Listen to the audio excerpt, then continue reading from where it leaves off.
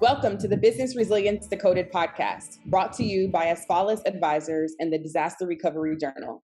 Crisis management in today's world is ever changing, and this podcast is our commitment to you to help you navigate successful outcomes for any crisis you may face. I am your host, Vanessa Matthews. I specialize in providing insights and solutions for crisis continuity and resilience across industries, from real estate and healthcare to terrorism in the airline and transportation worlds. No matter what industry you're in, this podcast will provide you the tools to build resilience in your organization. So welcome back to another episode of Business Resilience Decoded. Today, we're going to be talking with Brian Kirk. He is a director of cybersecurity with Elliott Davis, and his focus today will be on understanding ransomware. But before we get started, I wanted to share a few resilience resources and reminders with you. The Disaster Recovery Journal hosts a new webinar every Wednesday, so please be sure to register at the link provided in our show notes. From an Asfalis News, the road to resilience, as well as all of our upcoming public speaking engagements can be found on our website, asfalisadvisors.com/public speaking. And lastly, if you enjoy our podcast, please leave us a review and rate us on Apple Podcasts. This helps more listeners to find us and let us know that you're getting value from today's episodes. So, all right, let's jump right in. Brian, welcome to the podcast. Thank you, Vanessa. Really happy to be here. Awesome. So I guess just so our listeners are a little bit more familiar with you, where are you from? Where are you at now? And how did you get into the field of cybersecurity? Absolutely. Yeah. So I live in Greenville, South Carolina, and I have some experience in cybersecurity. So I've been in the information technology world for 29 years now. And so I started really with a background in infrastructure. I majored in IT in college, and I started with a background in network and infrastructure, and then had security layered on back when security wasn't quite as big as it is today. So that was an added responsibility for a few years. And then I was part of a Fortune 500 organization where I founded their information security program and was able to become a chief information security officer from there. So I've been in consulting for a little over 3 years now, and that's just a new, different world and an opportunity to help a lot more people. Awesome. Well, congratulations. Very robust background. And I was talking to another technology expert or specialist the other day, and he said, I've been out of the field for 10 years, but in the world of cybersecurity, that's a really, really long time. That is a long time. Absolutely. And I get questions from people all the time saying, hey, how can I get into cybersecurity? And if you have an interest in overall IT, there's nothing wrong with actually starting your cybersecurity journey in a specialized firm, whether it's programming or infrastructure or even desktop support. That's a good way to understand a lot of the systems that you're going to protect and you're going to evaluate. And so definitely, sometimes jumping directly into security without a background in some of the technologies that you may be asked to assess is a little bit more difficult. So from a security perspective, there's nothing wrong with starting your career in just an overall IT background. So a few weeks back, we had a chance to listen in to you and your team do a great presentation about ransomware and, how to keep up with that, really understanding what it is and, what you're seeing in the marketplace for how people are responding if they're hit with that type of an event. So I wanted to start, and some events are highly publicized and some are not, especially those that don't necessarily impact larger corporations. So I wanted to get your thoughts on, first, if you can share with us some of those lesser known events that have impacted what I would consider to be a small business, something less than 100 employees, and what you've seen that might be a little bit different than what you're seeing in the corporate arena. Sure. So, a lot of times, from a small business perspective, I don't think anybody's really hearing about the attacks that are occurring against most of those organizations because they're not going to make the news.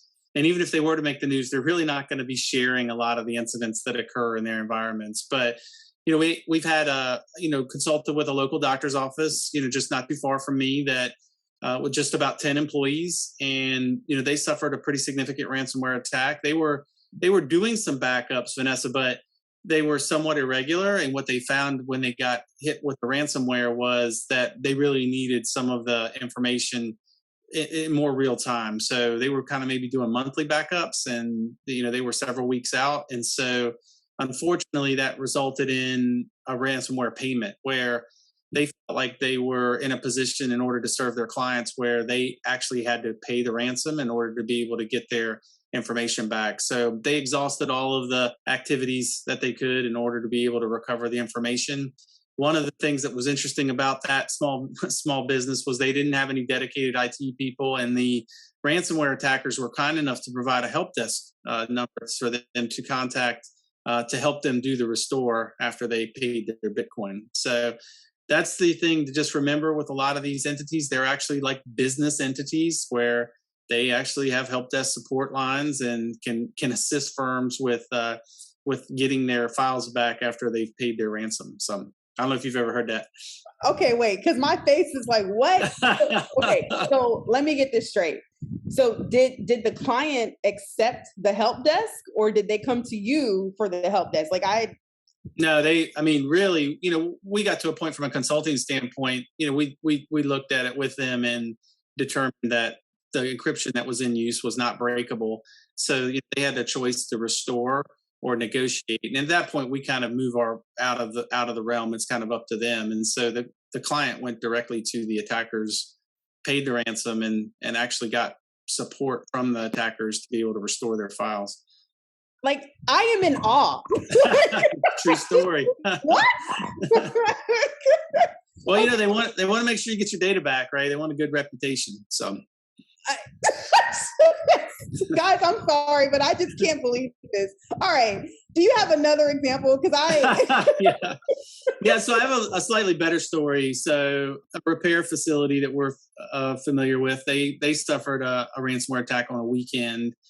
And fortunately, they had taken some additional precautions from a backup perspective where they had what's referred to as an offline backup, where the backup was not accessible by the attackers. The attackers got some privileged credentials on their network, but they attempted to use those to access some of the backup NAS storage devices that they had some of their backups on, and they were unable to do so. So while that organization was hit on a Friday, because they had real world fast backups, they were able to get all of their systems back online within 2 days. And so when their employees came back to work on Monday, and they have about 80 employees, they were all able to log in and get to work in an efficient manner, just because they had done a good job from a backup perspective. So the one issue that they had was they did not have what we would like to refer to as a good audit log to be able to go back and look at exactly what had happened. So they had to really kind of do a big overall assessment to figure out what the most likely attack vectors were to be able to button those down. So we do like to emphasize with entities to have some audit logs and have those stored in a separate site, offsite, maybe for 6 months or something like that, so that you can go back and actually see forensically what happened in an incident and therefore prevent it from happening again. So that was the one concern. This organization was able to restore, get back to business. However, there was some concern about actually how the attack occurred because they didn't have really good logs. Wow. So I'll get into lessons learned in a second, but Brian, I guess, what are some differences that you're seeing with small business level of preparedness versus some of your large corporate clients?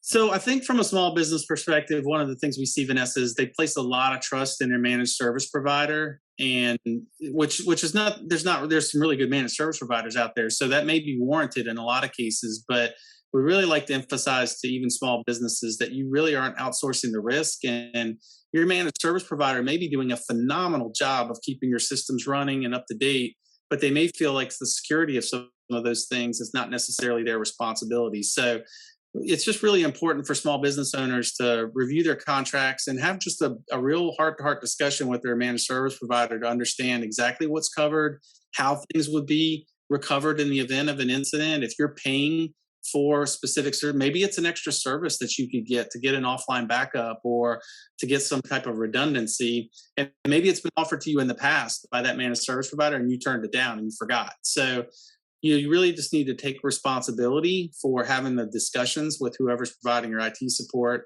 and make sure that you're not exposed. I was talking to a small business owner. He probably was leading a $40 million company, less than 50 employees. And I asked him about cybersecurity, and he said, well, we don't store any credit card data, so there's no need for me to invest in cyber. And I said, well, there's 20 computers over there on your shop floor. What's in the computer? Well, that's what my team uses to provide our clients our services. Okay, so what does that mean? That means that there's data there.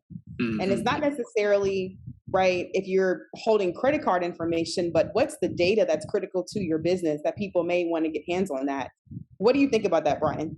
Well, I mean, I think that's a good question to ask. And so there's another piece of that too, Vanessa, is, well, if all 20 of those systems were taken out at the same time, how much productivity are you going to lose? And can you put a dollar figure on the loss of production if it takes you 3 days to get all your systems back online? Because that's something that you need to think about. So we do have some manufacturers, and we have talked to a number of entities, Vanessa, who say, I don't have any sensitive information. They can have it, right? Everything I got is public. But then when you start to talk to them about operational impact, well, what's it like for your business to be offline for 3 days or for a week? Then it starts to become a different question of, like, how much does that cost? And therefore, does it justify maybe a little bit more investment in protection mechanisms? Yeah, that's a lot. So thinking about lessons learned, and what are some of the things that you and your team have picked up from those couple of examples that you all provided with us? So one thing that really everybody can afford is an incident response plan. So you can get a template for an incident response plan off of the internet. You can find plenty of examples from educational institutions that are out there, but every company needs to understand and have a good plan. What's going to happen in the event we have some type of cybersecurity problem? And so, the famous quote from the FBI director a few years back was, there's two types of companies, those that have been hacked and those that will be. So you need to be prepared if your moment does come. And so proper planning, making sure that you have the right numbers of people to call and contact so that you're not scrambling in the event, and even doing some exercises as far as practicing if there's some type of incident, just to kind of know how you're going to react. You're always going to be more prepared if you have some time to think things through than in the moment. So we've had some real big issues with organizations that just didn't know what to do, who to call, what type, would they negotiate? Is it a hard no on the ransom? If you know all those things in advance, you can get to work on some other things. So that's one. The backup thing that I just mentioned, having offsite backups. So not backups copied to another location that are on the network. That's just not going to be enough, because the attackers, if they're on your network and the backup is logically connected, they're going to be able to get to that too. So you have to have something maybe on site with different credentials or copied to the cloud. Some people are still doing tapes. I know an organization that just bought tapes. You would think tape technology is dead, but having something offline just helps people sleep better at night, and rightfully so. And then, the other thing to just consider is insurance. So, having a cybersecurity insurance plan, if you have a significant risk that's out there, that could really help you. They also, in an incident, if you have an insurance provider, a lot of the insurance providers have firms that they can bring to help you with disaster recovery and things of that nature to get you back online as part of your policy. So going back to the insurance, another thing that I have personally learned as a business owner is when your customers place cybersecurity requirements on you, I believe it's also important for you all to communicate that down your value chain as well. That's right. If we're held accountable for anything from a contractual perspective, we also require that same level of insurance requirements, or what have you, from the folks that we partner with. Absolutely, yeah. That's a smart thing to do. You got to look at your supply chain. Well, and that's another thing, right? So you're talking about businesses that are 100 employees or less. Most small businesses really they employ the largest number of people in our society. That's exactly right.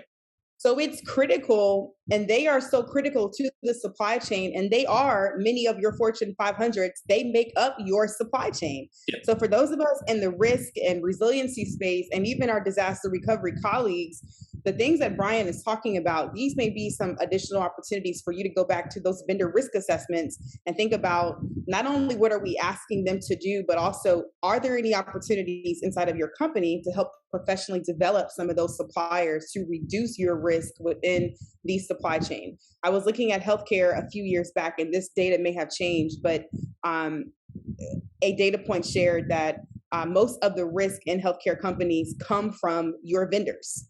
That's right. So if that's Absolutely. the way in the door and we're unprepared, what do you think is going to happen? That's right. Absolutely. No, it's very important to pay attention to the supply chain. And, I don't know how up to date that statistic was, but most recent statistics I saw were that 50% of cyber attacks occur against small businesses. So a lot of people out there think that they're obscure, they're not a big name Fortune 500 company, and therefore attackers won't find them. But just understand that most of the attacks are crimes of opportunity. And so, that's why such a large percentage of the attacks are against small businesses. So security by obscurity is generally not something that you want to embrace, because unfortunately the attackers do a good job of finding those people that maybe aren't up to speed from a security standpoint. Well, Brian, it has been an absolute pleasure to have you on our podcast today. Thank you. You're very welcome. Thanks for asking me to join, and I really enjoyed it. Thank you for listening to the Business Resilience Decoded podcast, brought to you by Asfalis Advisors and Disaster Recovery Journal. Make sure you check out the show notes for this episode to see all the upcoming events, programs, and ways we can support you. Make sure you subscribe to show wherever you get your podcasts, leave us a review, and share it with a friend. Thanks again, and we'll see you at the next episode.